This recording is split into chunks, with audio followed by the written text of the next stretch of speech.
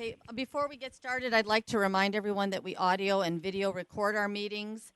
And so if for the board members, if you would kindly remember to push your button on the microphone when you have something to say on the record, and then hit it again when you're finished. And for the audience, we have added a new little feature outside of a sign-in sheet. If you'd like to let us know that you were here, we'd love to, keep you up to date if something comes up. So if you sign in, that's your call. And then we can, we'll know who's interested in us. So with that, I will now turn it over to Director McGallis, our finance chair. Thank you. At this point, I'd like to call the roll for the Finance Committee. Okay, Director Colson. Here. Director Groven. Here. Director Holt. Present. Director Kotel. Director Lewis. Director Melvin. Here. Director Troiani. Here. By phone with the appropriate paperwork completed. Director McGallis. Here. We have a quorum of 6 present with 2 absent. If the record would also show that Directors Durante, Frega, Higgins, Ross, and Chairman Diller are also present. Thank you. Item number 2 is approval of minutes from the April 18th board meeting. Are there any questions or comments? If not, motion to approve. Motion by Director Melvin, second by Director Groven. Roll call. Director Colson. Yes. Director Groven. Yes. Director Holt. Yes. Director Melvin. Yes. Director Troiani. Yes. Director McGallis. Aye.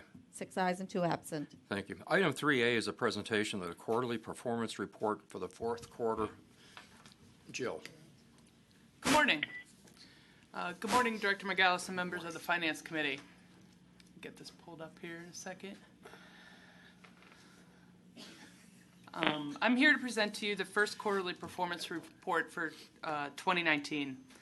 We typically present this report at the same time that you are reviewing quarterly budget results to certify that the service boards are in substantial accordance with their budgets. We have historically focused the performance report on ridership and a handful of operational measures that represent a few of the many data points that we monitor on a regular basis. In 2019, we are refreshing the quarterly performance report to better highlight areas of strategic importance identified in the Regional Transit Strategic Plan, Invest in Transit. The report that I'm giving you today covers the first quarter of 2019 and will be the first time that we are using this new format. Slight technical difficulties here. They pulled up the finance one, not the performance one. Just make that full screen, guys. Next one to the right. Click over. Do you have a mouse? I have a mouse. They won't let you. Just hit the slideshow, please. Yeah, Thank you. thank you. Excellent. All right. As a reminder, Invest in Transit was adopted in January 2018 with 3 goals: deliver value on our investment, build on the strengths of our network, and stay competitive. Each quarter, we will report on a consistent set of performance measures that help us monitor progress in each of these 3 goal areas. These measures will stay the same each quarter and will be compared with past data for context. In addition, we will highlight one activity that was underway during the quarter that contributed to each goal. The spotlights will change from quarter to quarter, but throughout the course of a year, we will be able to cover many different activities underway at RTA and the service boards. Now, on to the report for the first quarter of 2019. The first strategic goal, deliver value on our investment, focuses on 2 key questions. Did we get more funding? And are we efficient stewards of the funds that we have?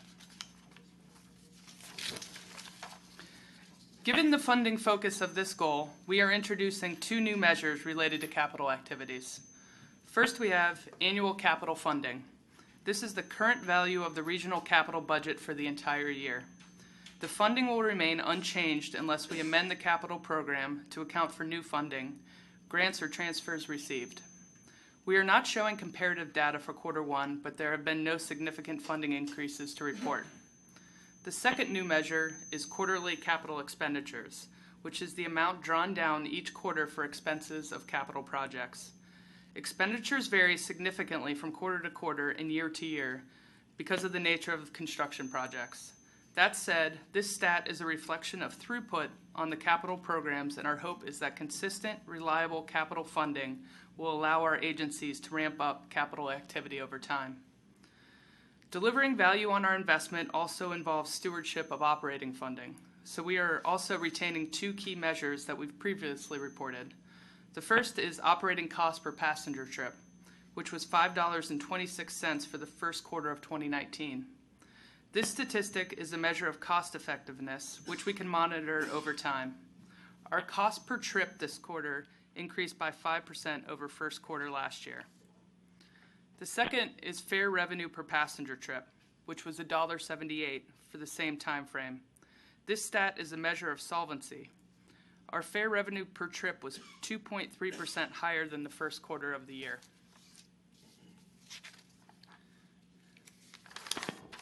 In our first goal, Performance Spotlight, we'd like to talk about RTA's government affairs activities as our team has continued to work hard during the first quarter of 2019 on efforts to gain additional capital funding. The team has been working with several transportation coalitions to advocate and negotiate a new state capital program. A variety of working groups have met weekly for the past year to discuss strategic advocacy approaches, revenue proposals, needs assessments, and communications and outreach. We've also held several meetings frequently with legislative leaders, legislative transportation advocates, members of the governor's administration, as well as the IDOT secretary and staff. We've participated in industry lobby days, as well as transit-specific advocacy events like Get On Board. And on the federal side, we've continued to meet with members of Congress both in and out of the Illinois delegation and continue to work in conjunction with APTA and other transit properties to develop a framework for transit's request in the next federal reauthorization bill. This is all great work in pursuit of our first strategic goal. Moving on, the second goal in Invest in Transit is build on the strengths of our network, where we ask these questions. Did the region become more transit friendly? And are we focusing our limited resources wisely? This goal challenges us to advocate for changes in land use, road user management, and regulatory decisions not directly within the control of the transit agencies. We work toward these objectives, but region-wide changes happen very slowly and cannot be measured on a quarterly basis. Thus, we will spotlight specific activities underway throughout the year, but focus our performance measurement on the strengths of our transit network. So how strong is our transit network? A good performance measure in this area is vehicle revenue miles, which is a measure of the quantity of transit provided or how much service we are making available to our customers, whether or not they choose to use it. As discussed in the annual strategic plan update presented to the board in February, the region has made a policy decision to provide transit coverage over a very large and diverse region, resulting in millions of vehicle revenue miles each quarter.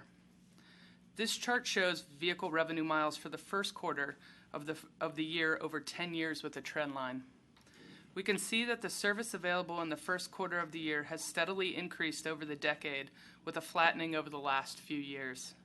In first quarter of 2019, our system offered 59 million miles of revenue service, an increase of 2.6 million miles, or 4.5% more in comparison to 2010, and 0.5% more in comparison to last year. As you can see, we continue to provide a strong transit network with many service options. Our spotlight in this goal for the first quarter is on population change, which is one of the region-wide trends we can't monitor quarterly, but do pay attention to when data is made available. The census released 2018 population data at the very end of last year, so there has been a lot of discussion in the media this spring about population shifts. We wanted to share with you what the data shows. This slide shows the percent population change in our 10 peer regions over the last 8 years. You can see that the Chicago region has the weakest population growth among our peers, and although we're about where we were in 2010, the last 3 years have included population loss. At the county level, Cook, DuPage, and Lake have seen declining populations, while Kane, McHenry, and Will counties have been gaining. Thus, we as a region are stagnant, and any growth that is occurring appears to be happening on the fringes of the region where transit is oftentimes less prevalent. Lastly, the third goal is stay competitive, which asks, are we providing the kind of services that people want to ride, and are people satisfied with it when they do? For this goal, we are retaining one measure and introducing two new ones. The first measure we will continue discussing is ridership. Ridership continues to trend downward and was 4.8% less than first quarter of last year, significantly impacted by the severe weather and closures during the polar vortex earlier this year. The two new measures that we will introduce are average speed and on-time performance, as we know that speed and reliability are two important contributors to whether people take transit. The average speed of all transit service in quarter one of 2019 was 15.2 miles per hour, which is slightly higher than quarter one of 2018. On-time performance is collected by all the agencies and reported periodically. Metro reports to their board each month, and their first quarter 2019 on-time performance was 92.2%, which was lower than first quarter of 2018. And PACE's on-time performance for the first quarter of 2019 was 86%. CTA reports on-time performance in a slightly different way, which they include in monthly public performance reports posted on their website. The data vintage here is October of 2018, the most recent published report by CTA.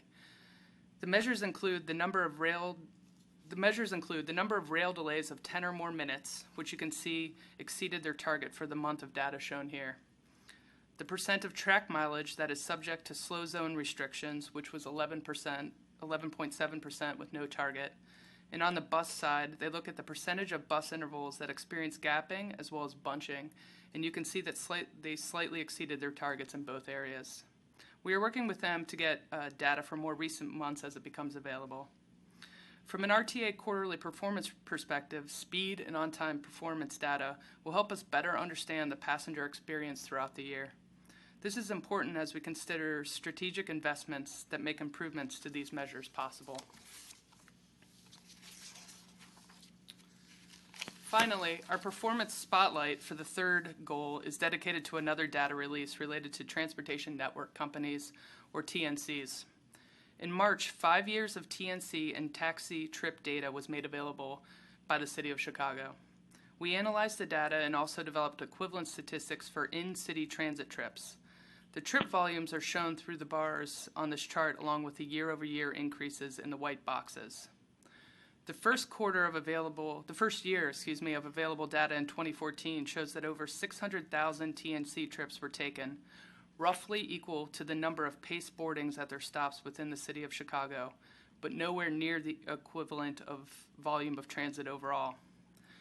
By 2018, TNC trips had grown significantly and were close to 9 million, which is equivalent to 5 times the total Metro boardings in Chicago and over 20% of CTA boardings in the same year.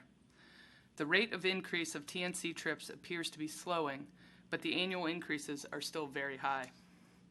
But before we panic, we should note that monthly car trips are well in excess of 100 million, so that would be off the charts here. So regular single occupancy travel still predominates.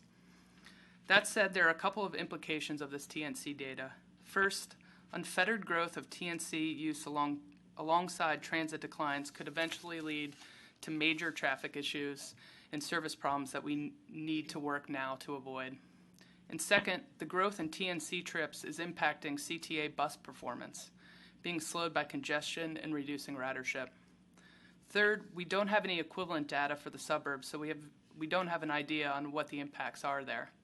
We assume that TNCs and transit have a more friendly relationship in the suburbs, which we'll explore in future quarterly reports. That brings me to the end of my presentation. I'm happy to answer any questions that you have or take any feedback on our new format here. Thank you, Jill. That was very informative. Really appreciate it. Director Higgins. Question, TNC, I heard you mention that taxi is within that category. Does that include rideshare as well? Yes. It does? Okay, yes. Thank you. Are there any other questions or comments? Yes, Director Melvin.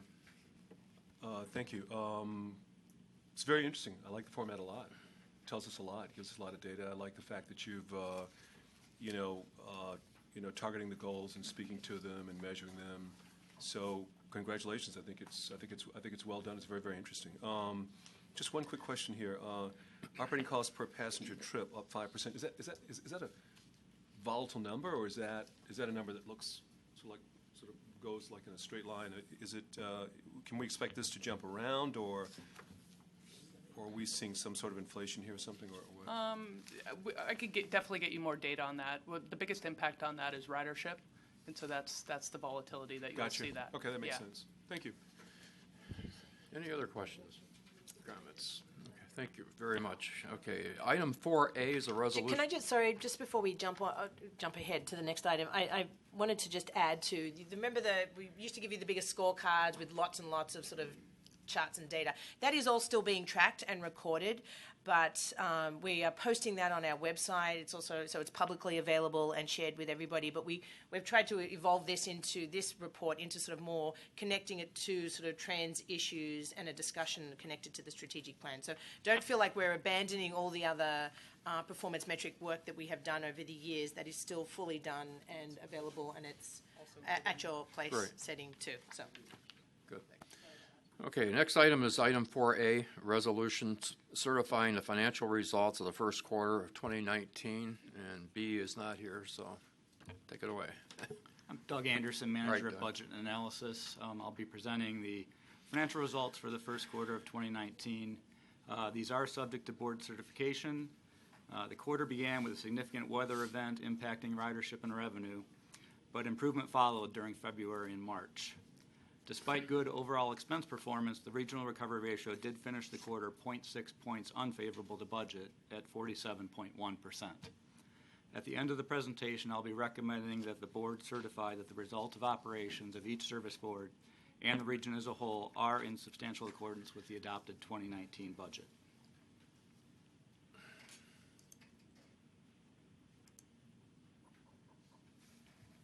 System ridership through March was 3.6% below budget and down almost 5% from the first quarter of 2018. As shown by the orange bars on the chart, January experienced the largest ridership drop from prior year, about 9%, as the region endured an historic cold weather outbreak from the 29th to the 31st of the month, which shut down most schools and many businesses. Ridership recovered in February and March with lesser drops of 1% and 4% respectively. A full-year ridership decrease of about 1% was budgeted for 2019. Back on the summary table, each service board reported unfavorable to budget ridership results, with the CTA, PACE, and ADA paratransit shortfalls exceeding 3%, highlighted in red.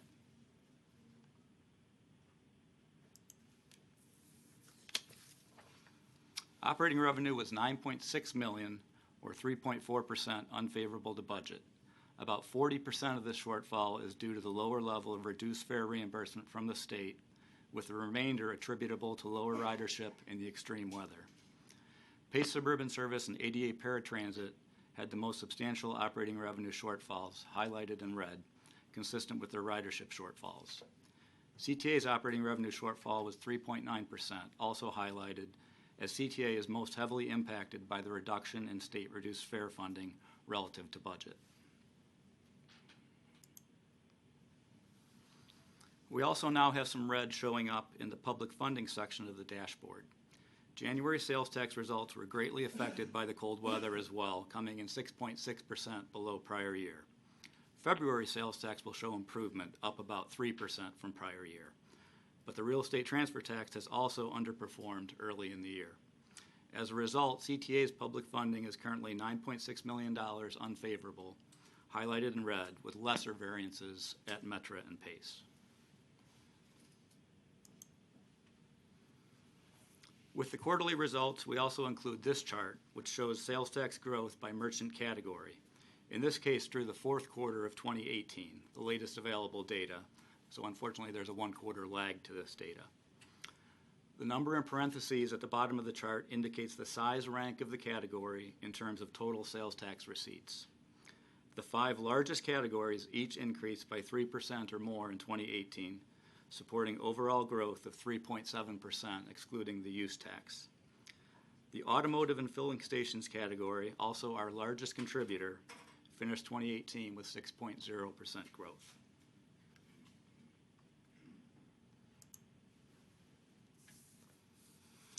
In total, In total, year-to-date public funding is now $12.7 million, unfavorable to the 2019 budget, and we'll be carefully monitoring for improvement in the coming months.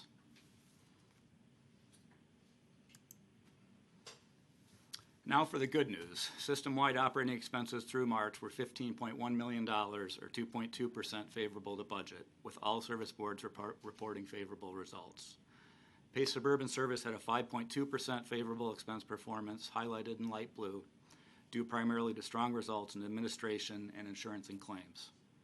Pace ADA Paratransit had an 8.7% variance, also highlighted, driven by favorable purchase transportation results, in turn due to their lower ridership. Fuel expense had a total favorable variance of $2 million, or 6.5%, with each service board reporting favorable results. Relative to budget, Pace benefited the most from lower fuel prices during the quarter, since Pace's strategy is to purchase all of its fuel requirements close in at market prices. CTA and Metro reported less favorable variances, as most of their fuel needs were advance purchase before the year got underway.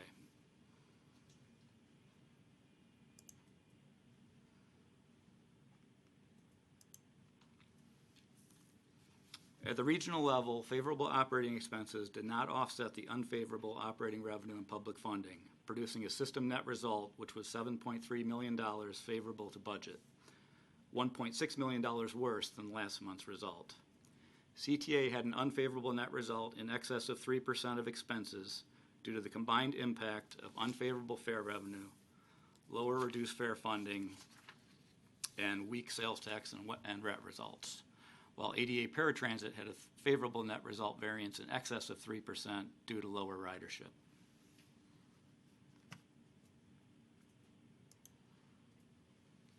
The regional recovery ratio finished the quarter 0.6 percentage points unfavorable to budget at 47.1%. This is an area of concern since at this time last year the recovery ratio was essentially flat to budget.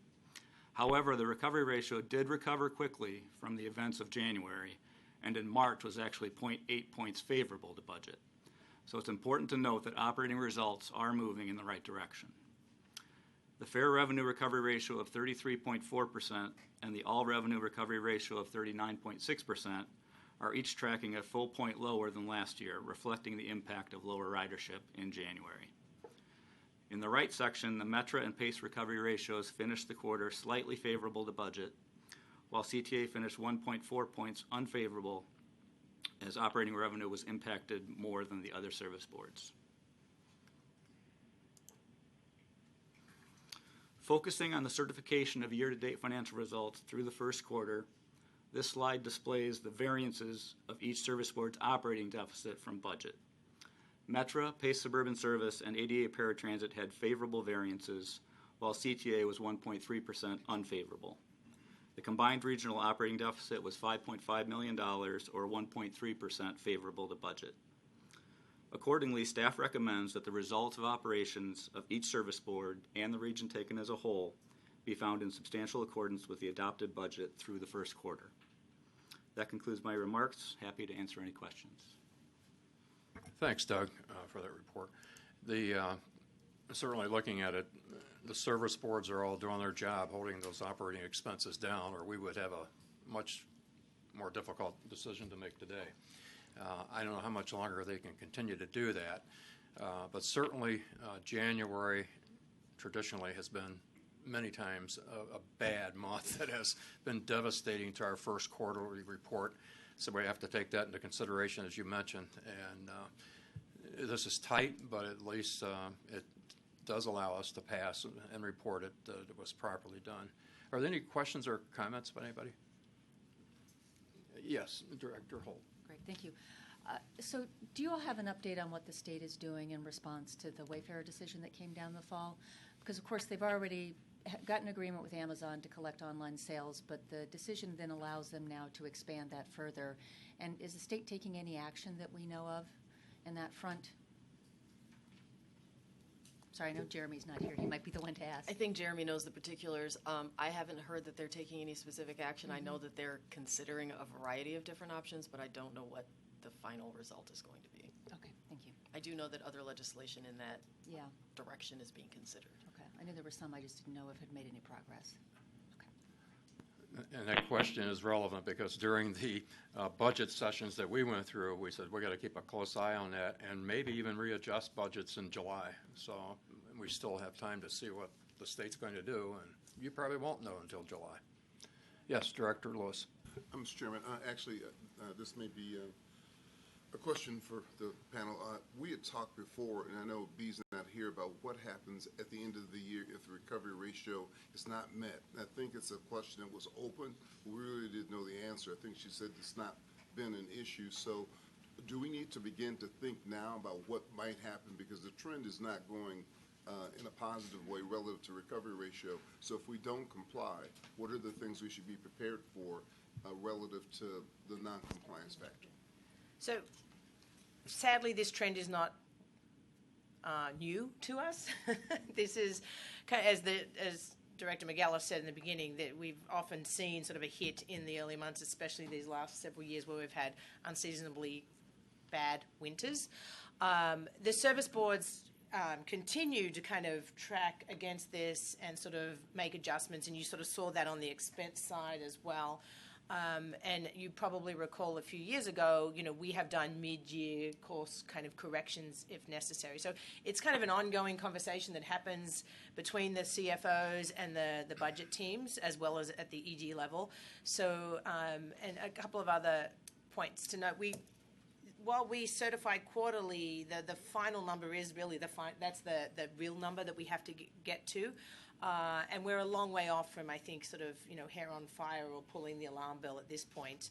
And I think because, sadly, this isn't our first rodeo in this space, that we continue to work with the service boards on sort of planning ahead for what those outcomes might be.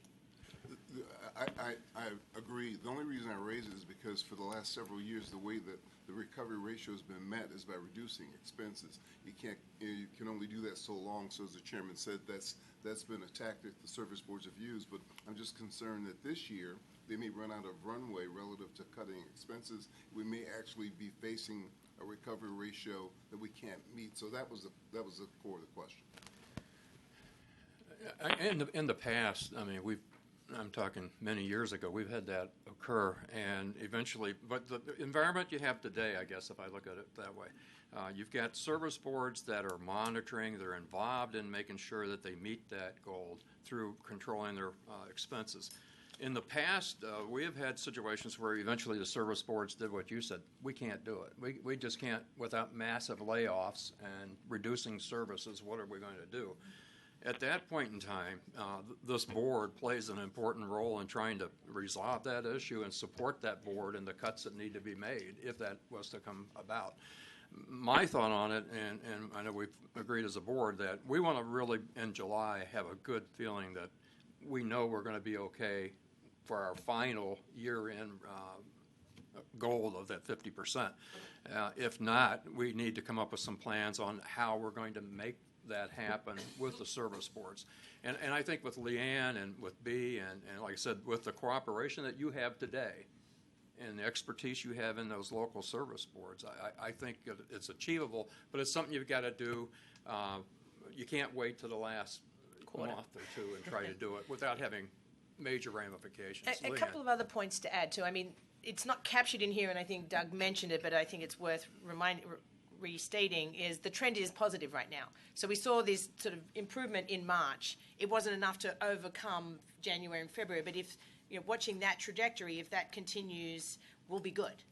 Yep. Additionally, though, if it doesn't sort of continue on that turnaround, and as we've talked about in the past, I mean, largely, a large reason why we're in some of these situations, too, is because the state has made some significant budget cuts to the funding that they historically and statutorily sort of have provided to transit.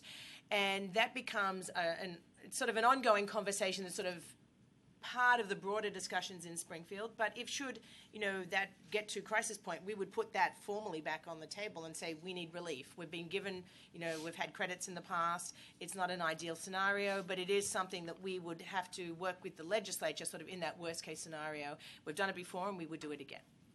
And specifically in January, the recovery ratio was 2 points unfavorable to the budget. Through February, it was 1.2 points unfavorable, and through March, it's 0.6 points unfavorable. So it is quickly improving in the correct direction. Thank you. Any other questions or comments? If not, could we have a motion and a second to approve? Motion by Director Melvin, second by Director Lewis. Roll call. Director Colson? Director Groven? Yes. Director Holt? Yes. Director Lewis? Yes. Director Melvin? Yes. Director Troiani? Yes. Director McGallis? Aye. 7 ayes and 1 absent. Thank you. Item 4B, ordinances approving the 2020 budget call for the annual budget and the 2-year financial plan and the 5-year capital program. I'm not sure who's doing it, but I okay, will be. Great, thanks. I'm being me. You're going to be B. No one can be B. So, very good. All right. Good morning, Mr. Chairman, members of the Finance Committee, and members of the board.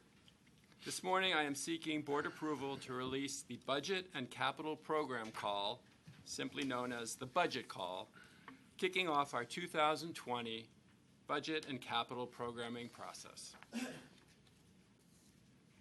The Budget Call outlines for the service boards the elements required for the development of their operating budgets, 2-year financial plans, and 5-year capital programs.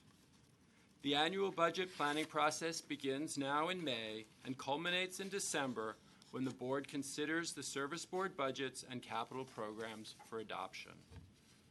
In 2019, our regional budget included an annual operating budget of $3.1 billion and a 5-year capital program of $4.3 billion. These amounts clearly merit careful and deliberate planning. The budget call lays out the budget planning process in detail. Through the summer and fall, the RTA and the service boards will work through each step, leading to an approved 2020 regional budget and 5-year capital program. We'll face many of the same challenges in 2020 that confronted us in 2018 and the 2019 budgets. Extensive delays persist in the receipt of state funding for operations and debt service, requiring careful RTA management of short-term borrowing and increased debt service on working cash notes. The 1.5% surcharge on the RTA sales tax receipts is assumed to continue, costing the RTA and the service boards approximately $19 million annually. The temporary cut in State Public Transportation Fund, or PTF funding, that began in 2017 may be extended. We're engaged in the state fiscal year 2020 budget process to try to prevent that. It was a 10% cut in state fiscal year 2018 and a 5% cut in state fiscal year 2019. PTF is the 30% match on the RTA sales tax and real estate transfer tax. Transit ridership continues to decline both locally and nationally, but the necessary fare increases implemented by the service boards in 2018 have strengthened our regional operating revenue. Operating expenses, particularly for labor and fuel, are expected to increase and put some pressure on the service board and regional recovery ratios. And, as you're all aware, capital funding at the federal level continues to fall well short of our annual capital needs, and the state has not had a capital funding plan since 2009. Yet we are hopeful that we might see some changes at the state level. The key components of the budget call are shown here. The regional economic outlook is the basis for the sales tax forecast used to set funding levels for the service boards. The service boards examine their individual transportation markets and develop service plans that address the needs and opportunities of those markets. The budget call provides sample schedules of the information that the RTA is requesting. This information includes revenues and expenses by category, recovery ratios, staffing levels, service plans, operating statistics, and financial parameters for any planned bond issuances. These schedules are meant to serve as guides. The service boards can submit their information in the formats they use in their own budget processes. Our goal is to obtain consistent information across the service boards so that we can present aggregate regional data. For the capital program, the service boards will provide descriptions of new projects and identify the funding sources that will support those projects. Through the budget call process, we learn more about the issues addressed by the service boards so that we can better understand the assumptions underlying their budgets and capital programs. This enables us to provide sufficient information for the board to ensure that the budgets apply resources efficiently and effectively and promote the long-term financial viability of the region's public transportation system. The capital program for each service board identifies the projects to be undertaken in the 2020-2024 program period within projected funding levels. For each new project in the program, the service boards will outline the scope, evaluation criteria, justification, benefits, and costs. The RTA also requests that the service boards provide preliminary estimates of additional capital funding from local sources, service board funds, and the service board bond issuances planned for the 5-year capital program. To meet the requirements of federal and state law and to provide opportunities for public input, the budget calendar includes several public meetings and presentations on the capital program development process. I'll now close with a summary of the 2020 budget call timeline. Relevant board meeting dates are highlighted in orange. As I mentioned, today I am seeking board approval for the release of the 2020 budget call.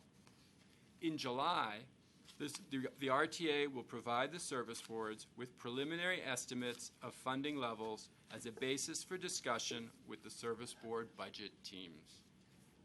On August 22nd, we will present the proposed funding amounts and recovery ratios to the RTA board for consideration. Setting the funding amounts in August gives the service boards more time to complete their proposed budgets and capital programs before submitting them to the RTA by October 11th and presenting them at public hearings in October and November. September 15th is the statutory date for the adoption of the funding amounts and recovery ratios. November 15th is the statutory date for the service boards to submit their adopted budgets to the RTA. After consolidating the service board submissions into a proposed regional budget and capital program, the RTA will conduct our required public hearings and county board presentations in late November and early December. On November 21st, the RTA Finance Committee will hold a special meeting to review the service board budgets. This meeting is scheduled before Thanksgiving this year. Finally, on December 19th, we will present to you the Regional 2020 Budget and Capital Program for adoption. That concludes my presentation. I'd be happy to answer any questions. Thank you. The whole process for the budget call has been greatly improved over the years. You keep enhancing the information that you get in a timely fashion. The service boards respond to those requests in a timely fashion, and you've moved the process up about a month from what it used to be. So there's been a lot that you have really accomplished in making the budget process a better process. Thank you. And as far as looking at the detail of the budget call, pretty much what we had previously last year is still continued this year, so there's no major changes, so we should have ongoing support from the service boards. Going back to one of the things that you presented, it was actually on page 2 of the exhibits, the 1.5% sales tax surcharge of $19 million and the 5% PTF $20 million. The last couple of budgets, we have continued to appropriate that money with the anticipation of getting it from the state in the budgets at the time we're looking at it. Is it not time, if we don't have this resolved permanently by the legislature, that we have to look at budgets that reflect the fact that these dollars are not going to be available? Because all we're doing is making the situation that Director Lewis talked about even tougher at a point in time, because we keep anticipating getting the money and we don't seem to get it. I think you have to draw the line some point and say, no. A balanced budget can't continue to have these anticipations in it, because we've been anticipating for 3 or 4 or 5 years. So that's just a comment I would put on the table for you to think about for this upcoming budget. Other than that, the declining ridership, hopefully that turns around, but who knows. Are there other questions or comments about the document? Okay, thank you. Thank you. We need a motion and a second. So moved. Motion by Director Melvin, second by Director Lewis. Roll call. Director Colson? Yes. Director Groven? Yes. Director Holt? Yes.